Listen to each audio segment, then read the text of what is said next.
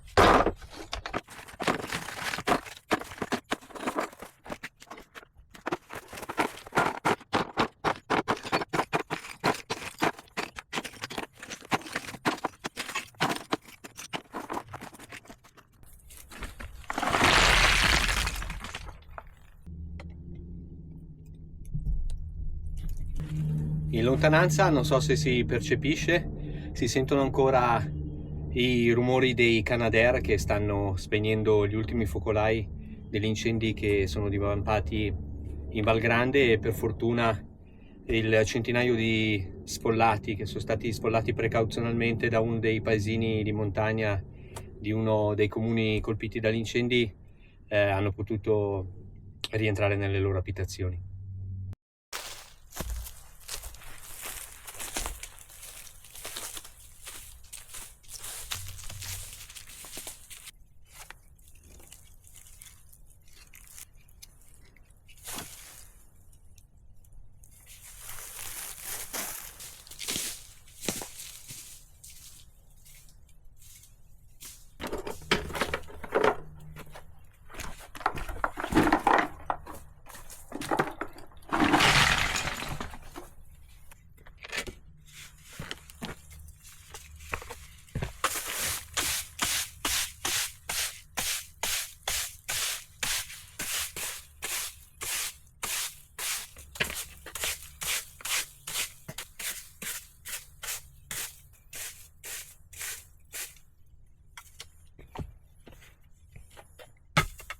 C'è ancora tantissimo da fare, ma il primo pezzo mi soddisfa. Devo dire che anche questa parte di pavimento mi piace molto ed è una parte caratteristica della baita che mi sarebbe dispiaciuto non trovare.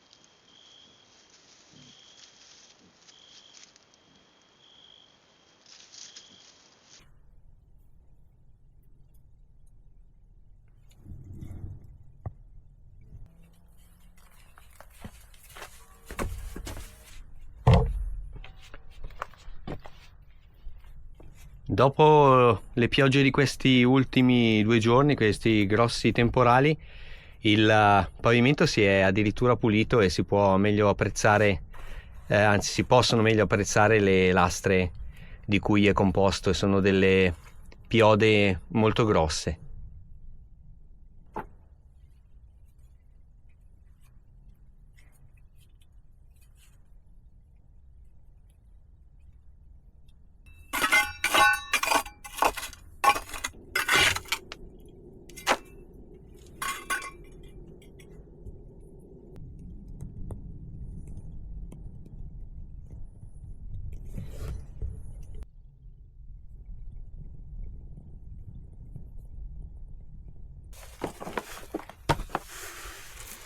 Non so se si riesce a vedere, ad apprezzare, ma questa è quella vecchia radice che secondo me era una specie di asparago selvatico, quella grossa radice che ho tolto qualche tempo fa con la vanghetta.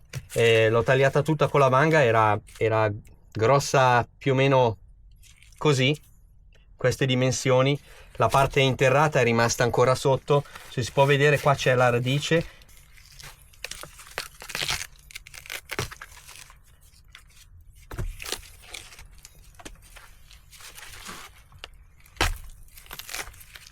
Come vedete è ancora viva e vegeta. Se la lasciassi qui continuerebbe a crescere e produrrebbe di nuovo quella grandissima radice, quel grosso tubero che si vedeva all'inizio.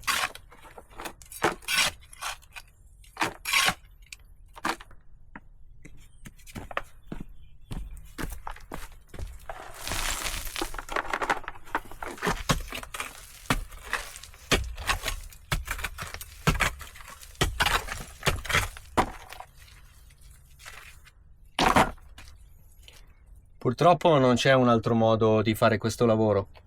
È lunghissimo, è lento e sembra non finire mai, ma prima o poi darà il risultato che io spero.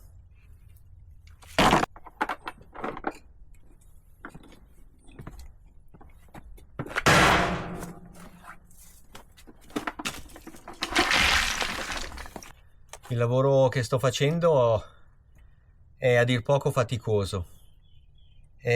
Separare tutti i sassi dalla terra, andare avanti 20-30 cm alla volta, separare i sassi appunto, metterli da parte, prendere la terra, caricarla nei secchi, portarla fuori, e quando ci sono abbastanza sassi caricare i sassi e portarli fuori e ammucchiarli nel mucchio dei sassi, mentre la terra da un'altra parte.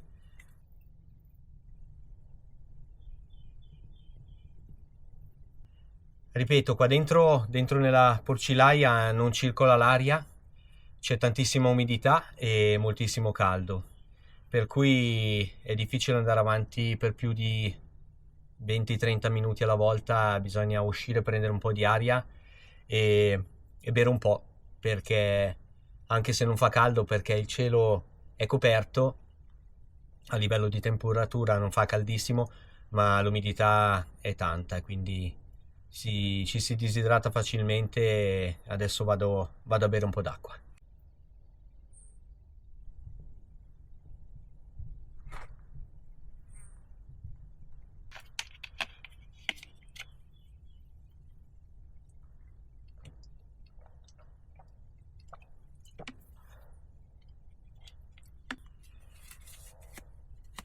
Ritorno nel mio buco.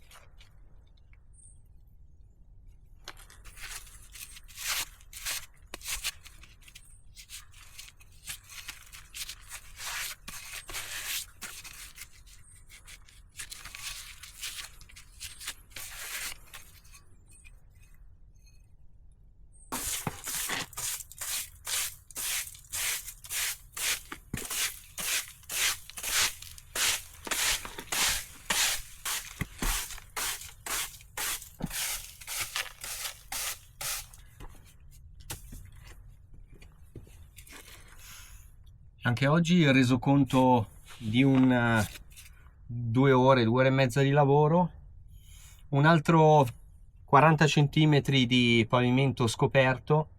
Fortunatamente non ci sono state grosse sorprese, nel senso che le lastre sono presenti probabilmente su tutto il pavimento, anche se qui ci sono delle zone in cui il pavimento ha ceduto e in cui ci sono dei vuoti che poi andrò a riempire con delle scaglie e del cemento.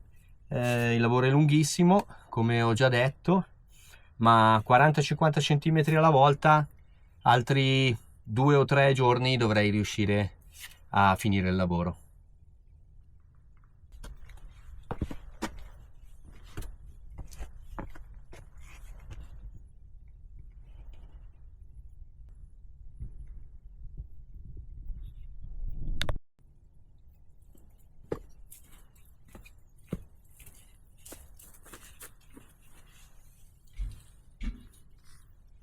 Qui sotto c'è la presa dell'acqua della fontana, diciamo l'acqua pubblica, la condotta in pressione dell'acqua.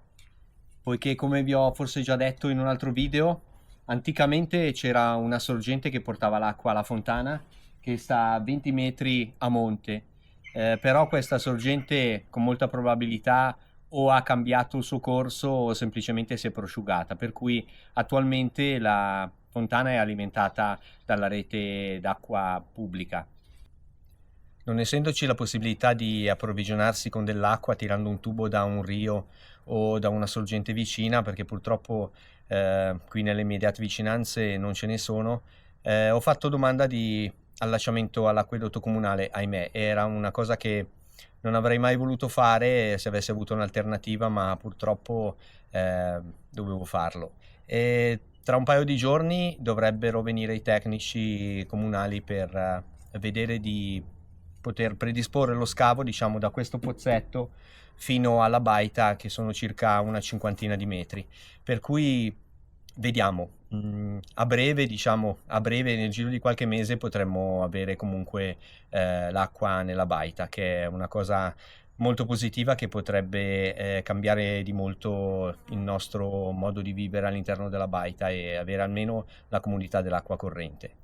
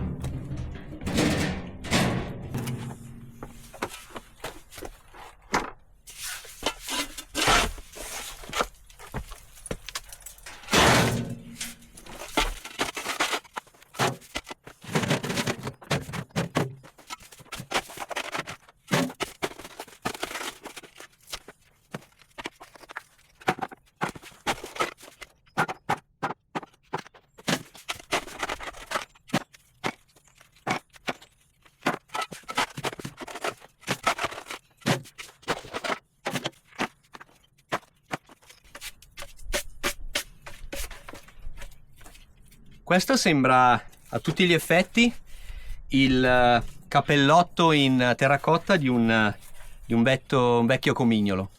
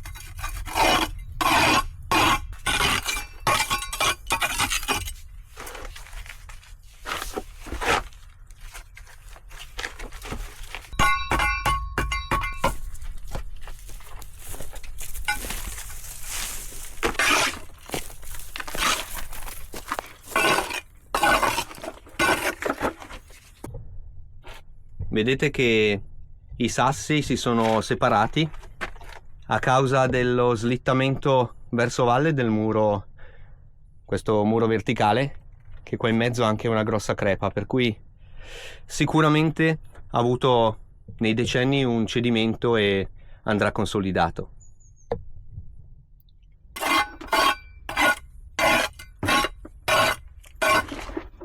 E queste sono davvero le ultime cazzolate di materiale che devo togliere dalla ex porcilaia, dopodiché finalmente questo grande lavoro sarà finito e sono davvero molto contento di aver trovato il pavimento, e penso che riuscirò a consolidarlo e a trasformare questo, che era un rudere, in un, penso, un magazzino, ma potrebbe anche in un futuro diventare un servizio igienico.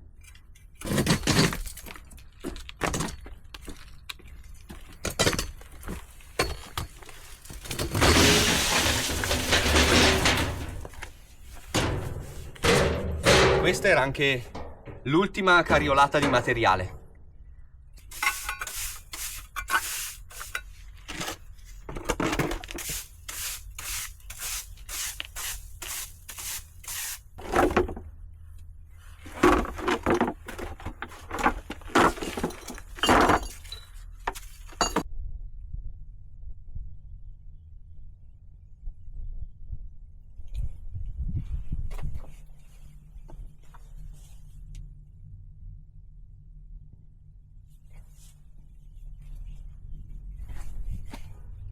C'è ancora un po' di lavoro da fare, soprattutto, come ho detto prima, il consolidamento di questo muro, che probabilmente dovrà essere smontato almeno per metà altezza e ricostruito in maniera tale da poi da legare tutta la parte superiore.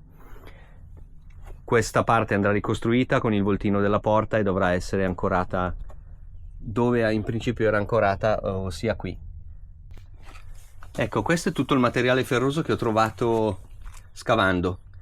Alcune cose le terrò, le metterò a posto, cercherò di sistemarle, togliere la ruggine e le esporrò nella baita a memoria di quello che era, perché ritengo che sia doveroso mantenere il segno del passato. Sto tornando dalla ricognizione che ho fatto con i tecnici comunali per capire se vi è la possibilità di allacciarsi con l'acqua corrente, e bisognerà fare 2 valutazioni per capire se i terreni sono comunali oppure vi sono delle parti private, perché chiaramente l'azienda municipale dell'acqua può effettuare allacciamenti e scavi soltanto su suolo pubblico e non su suolo privato. Nel giro di qualche giorno mi daranno una risposta. Ora vi porto con me a fare il giro della porcilaia una volta che l'ho pulita definitivamente, e vedete che il pavimento è pulito, ma in realtà ho notato che c'è questo gradino qua in fondo. Si è creato questo gradino perché il muro che c'è qui alle mie spalle ha ceduto e quindi è stato spinto verso l'esterno. Andando verso l'esterno ha spostato queste lastre, le lastre finali del pavimento, e la parte, diciamo la metà di pavimento da qua fino in fondo si è abbassata perché si è creato un vuoto, e quindi bisognerà capire cosa è meglio fare una volta che questo muro probabilmente sarà almeno per metà smontato per una questione strutturale e per far sì che tutto l'insieme resti sicuro. Probabilmente sarà da smontare, non dico tutto, ma sicuramente almeno fino a metà, per eliminare questa crepa e poi costituire magari all'esterno, adesso vi faccio vedere, una specie di fondazione o di contrafforte per far sì che la struttura sia sicura. Qui dove ho catastato i travetti, diciamo che il pavimento più o meno, quello interno, è a questa quota, quindi ci sono altri 50 cm per arrivare alla quota del prato. Vedete che il muro è abbastanza lesionato.